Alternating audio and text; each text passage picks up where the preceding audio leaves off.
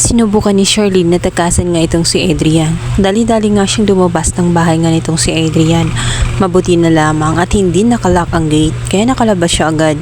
Subalit, di pa man siya nakalayo, isang trahedya ang ikakagulat niya sapagkat masaksihan niya mismo na nakalabas din itong si Adrian, subalit sakto namang dumating itong si Divina na siyang naging dahilan kung bakit siya ay napuruhan at tuluyang namatay. Nagulat at nanlaki ang mga mata nga nitong si Charlene.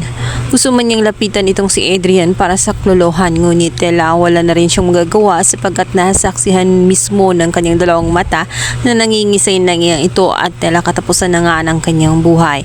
At nang makita niya na ang taong bumaba nga sa naturang sasakyan ay walang iba kundi ang bruhang si Divina, ay wala na rin siyang option kundi ang magtatakbo para isalba ang kanyang sarili dahil alam niya kung gaano kasama itong si Divina. Gulat din si Divina, hindi niya ginusto na banggain itong si Adrian na aksidente lang ang pangyayari dahil biglang paglabas niya at sakto namang pagdating ni Divina. Ngunit wala nang magagawa itong si Divina dahil ang kanyang kakampi ay wala na, napatay niya rin mismo. At nang makita nga niya itong si Charlene, agad-agad na sinundan niya ito, kaya naman si Charlene ay lumiko na papuntang kabundukan.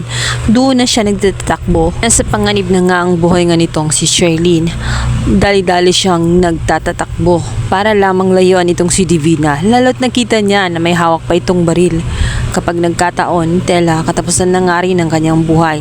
Alam niya na hindi siya papalagpasin itong si Divina dahil siya talaga ang puntarya. Kaya naman walang nagawa itong si Charlene dahil may hawak din siyang telepono. Agad niyang tinawagan itong si Leilani. Ang teleponong yon ay kay Adrian. Agad niyang nakausap itong si Leilani at nagulat siya na totoo talagang buhay ito. At humingi na rin siya ng suklolo. Agad niyang sinabi na nakatakas nga siya kay Adrian. Subalit, nasa panganib pa rin siya dahil naikwento na nga nitong si Charlene na kasalukuyan siyang hinahabol nga nitong si Divina at nasa panganib ang kanyang buhay sapagkat may daladala itong baril.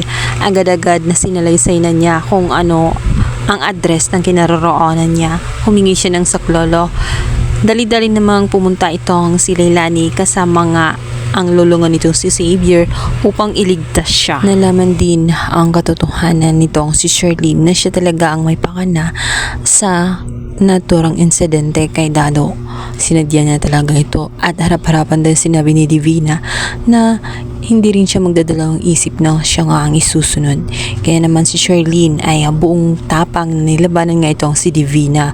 Nakipag-agawan nga siya sa naturang baril. Nakailang putok ito hanggang sa naubos nga ang bala nito. At tuluyan din siyang nakatakbo. Paparating na nga ang lolo ni Xavier at itong si Leilani. Ngunit ang malaking katanungan ngayon ay kung maabutan pa kaya ng lolo ni Xavier at Leilani na buhay itong si Charlene dahil talagang hindi siya tinantanan. Lalo't nahihirapan na rin itong si Charlene sapagkat may kasama na nga itong si Divina na dalawa na nga silang naghahabol sa kanya.